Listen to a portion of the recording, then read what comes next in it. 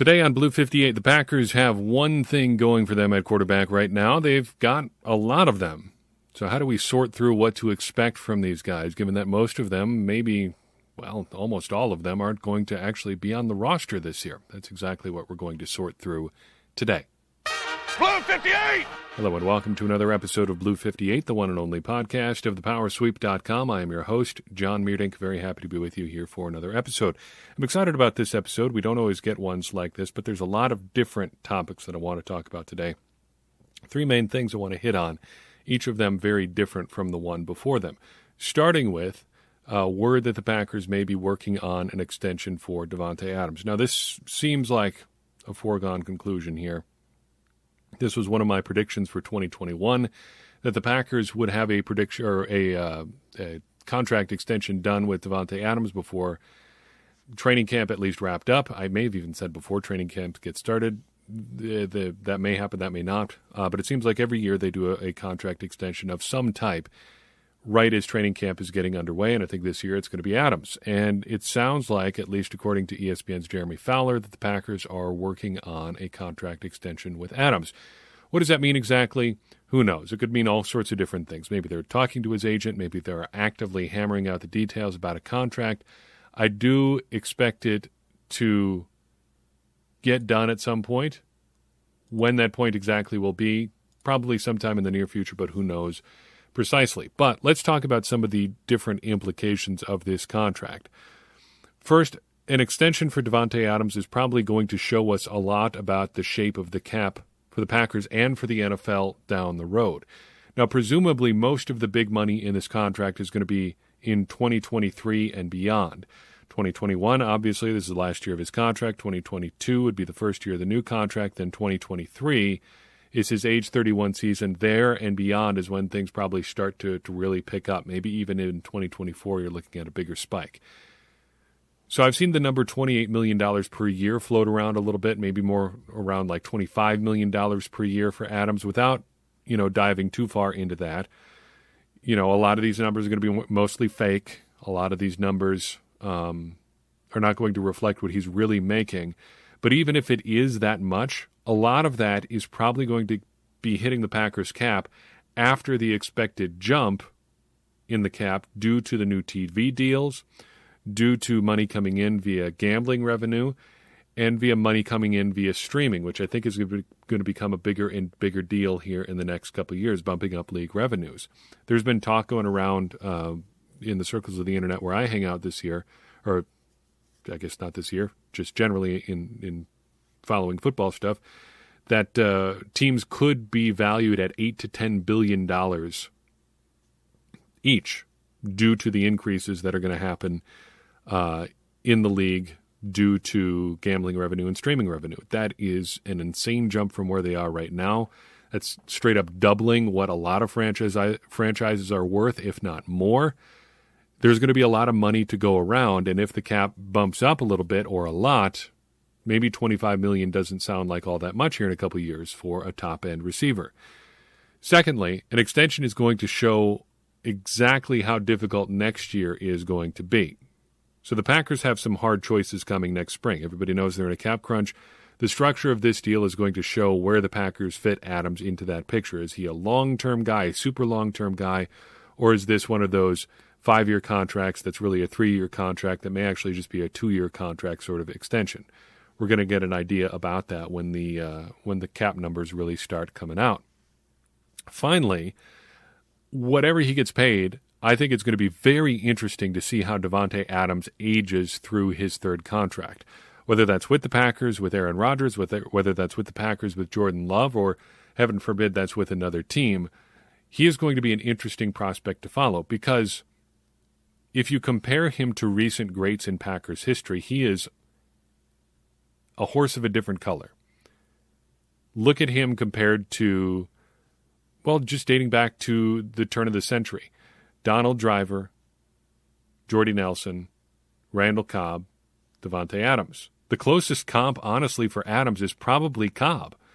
Short area quickness, not necessarily a deep threat, a lot of yards after the catch, but combined with route running and vertical explosiveness that none of those other guys can match.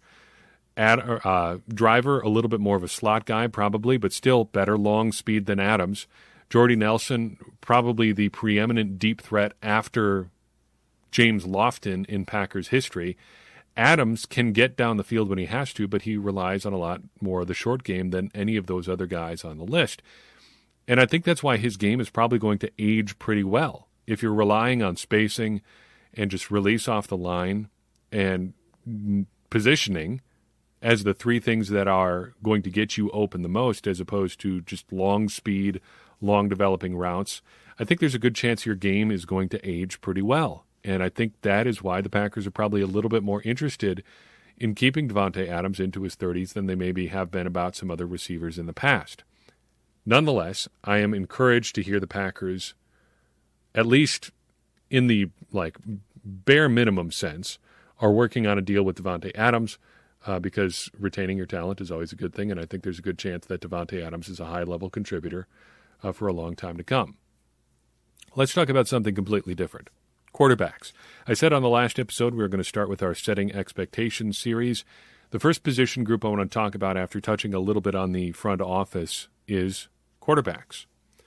Setting expectations, obviously important, like we said in the last episode. How do you know what you want from people if you don't decide in advance what you expect from them? How do you know if they're measuring up if you don't know what you expect from them? So a little bit unlike the front office, we're going to break down our expectations for players into three categories: guys that have high expectations, guys that have moderate expectations, and guys that have low expectations. Within those three categories, there's going to be a fairly wide set of variations. Aaron Rodgers is a player that we have high expectations for, but his high expectations might be different than, say, like even another high-end player on the Packers, say Jair Alexander. We probably have high expectations for Jair Alexander this year, but just because of the position he plays compared to Aaron Rodgers, the expectations are a little bit different, okay? I think that everybody kind of understands that instinctively.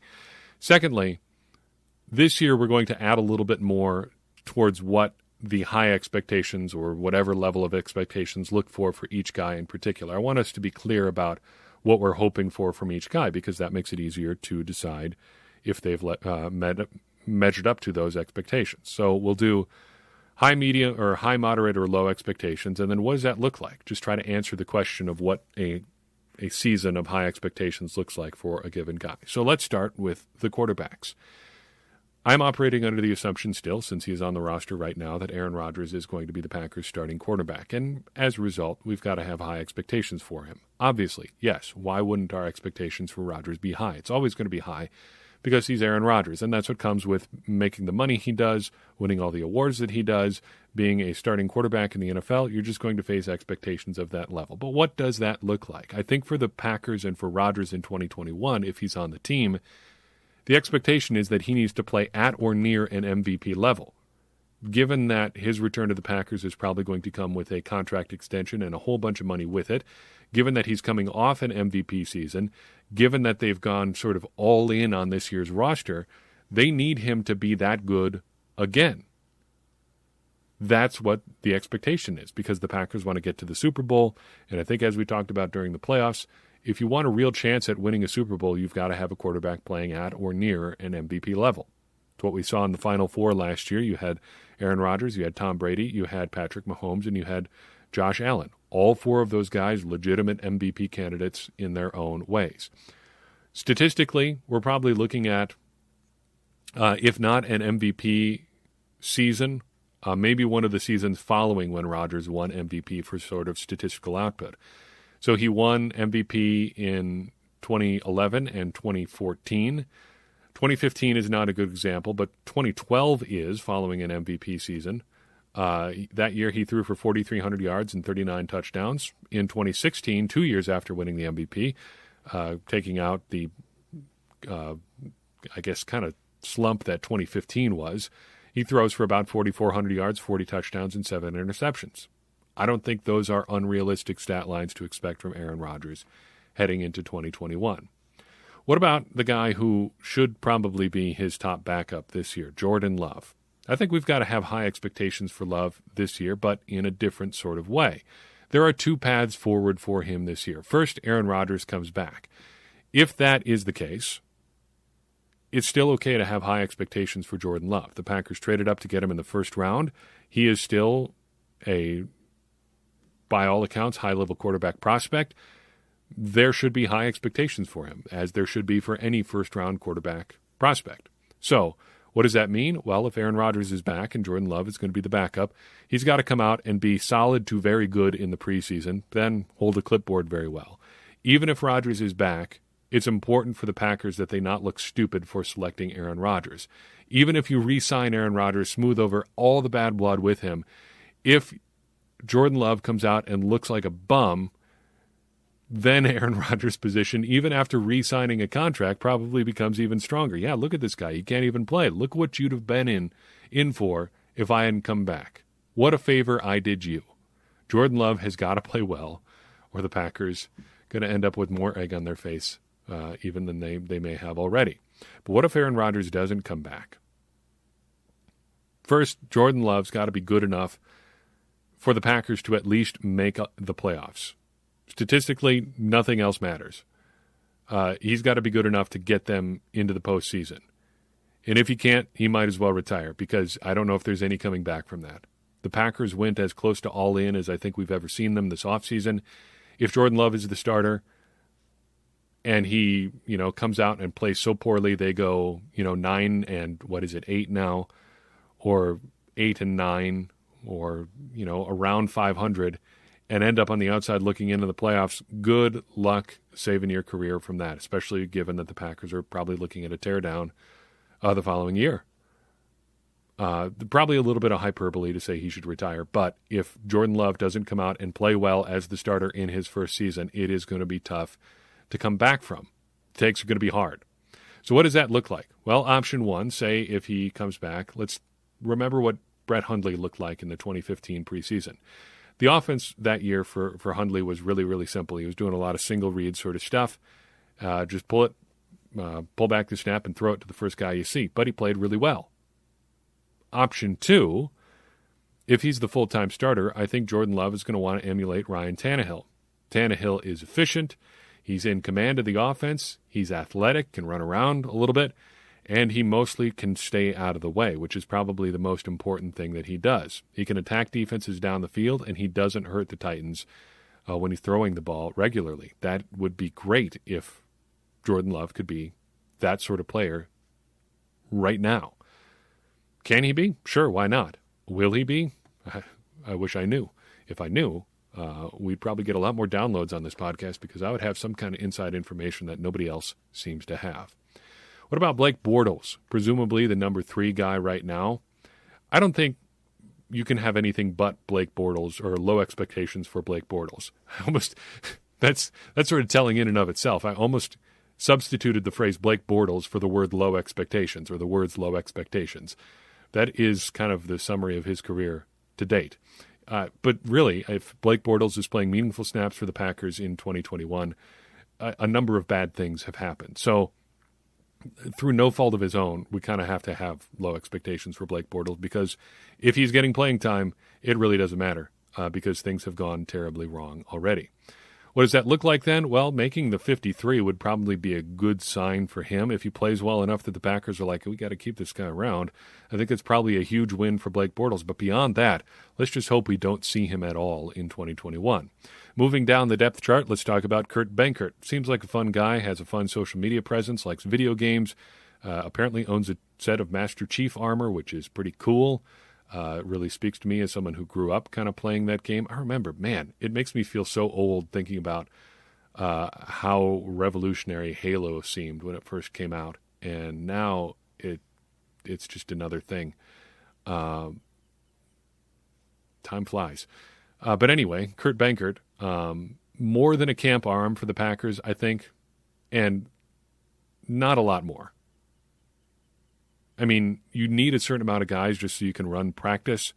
Benkert seems like he's got a little bit more talent than that, but not a lot more, and certainly probably not enough to challenge for like the number 2 spot and any meaningful playing time this year for the Packers. As a result, low expectations.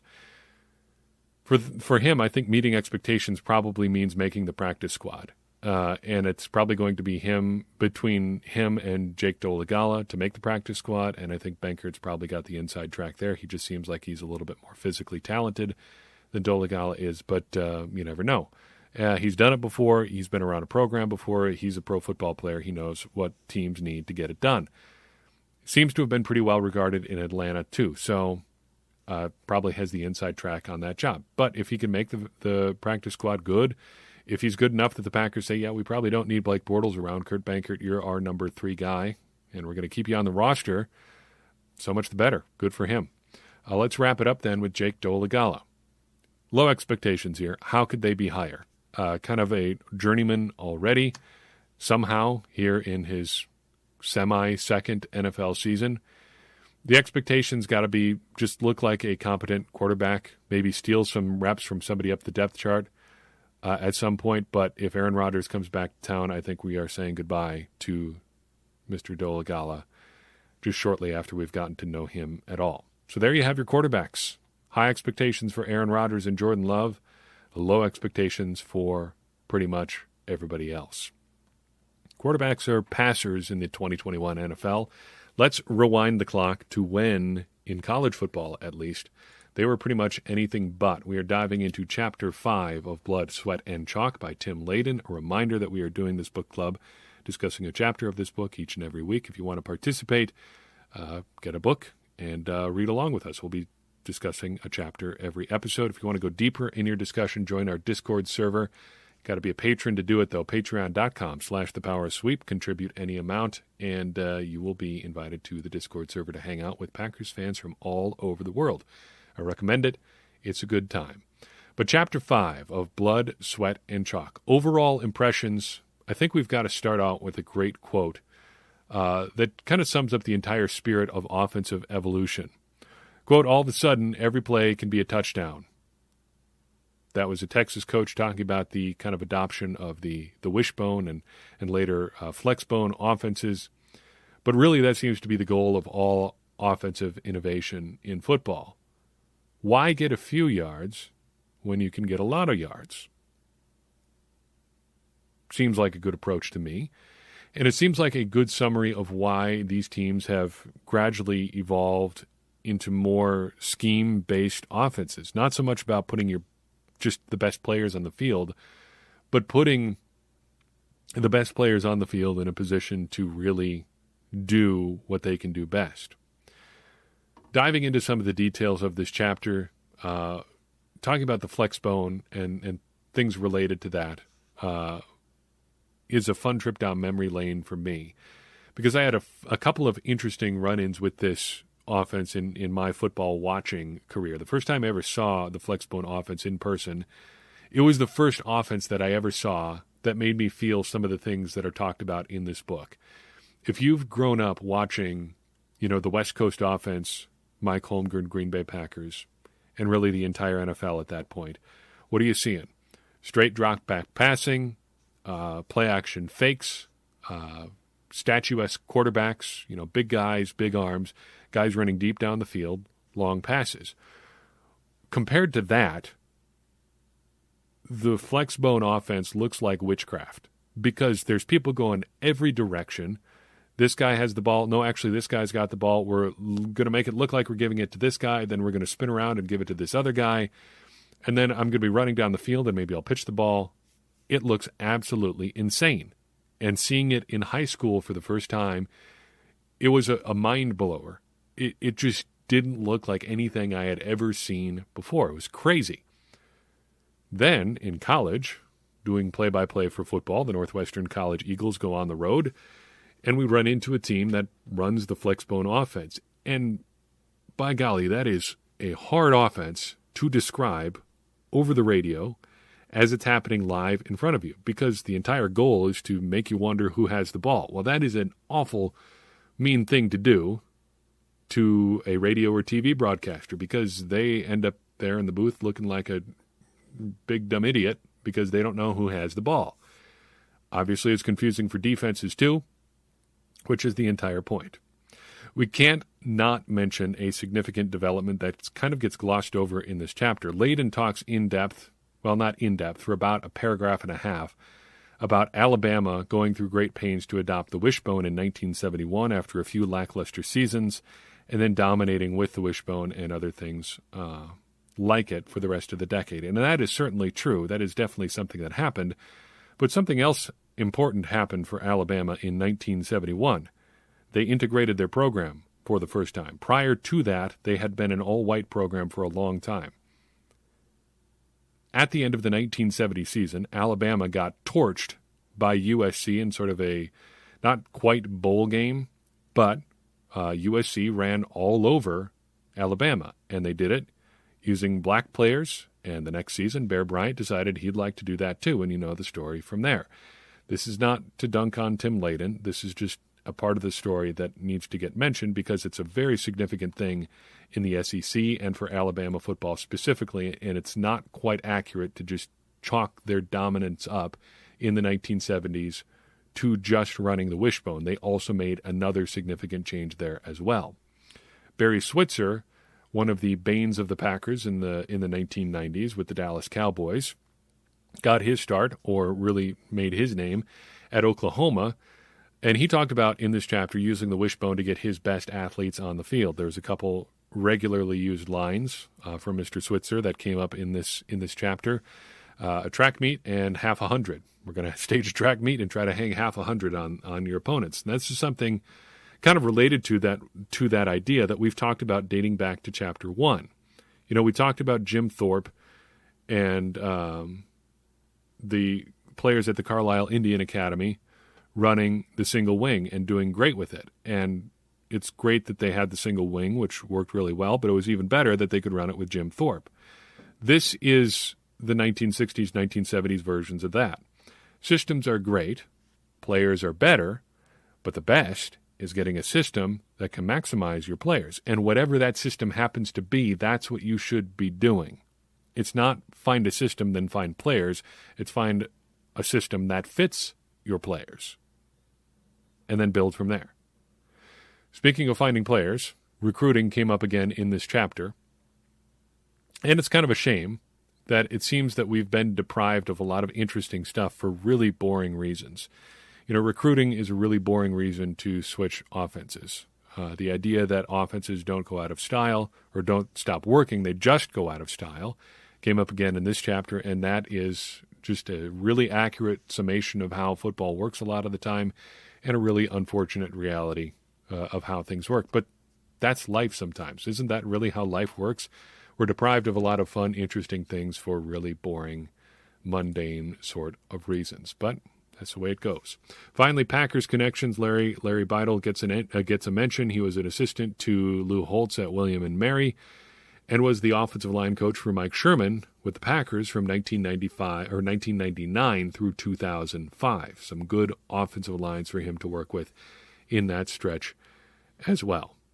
I enjoyed this chapter a lot, and we are in for a big change with the next one as we really start talking about the passing offense and Don Coryell and his influence on the passing game as well. But that is a conversation for another day, because that's all I've got for you on this episode. If you enjoyed this episode and there's someone else you think would enjoy it as well, I'd appreciate it a lot if you would pass this along to them, get them to subscribe and tell some of their friends as well, because that is the number one way this program grows, by you helping other people find it.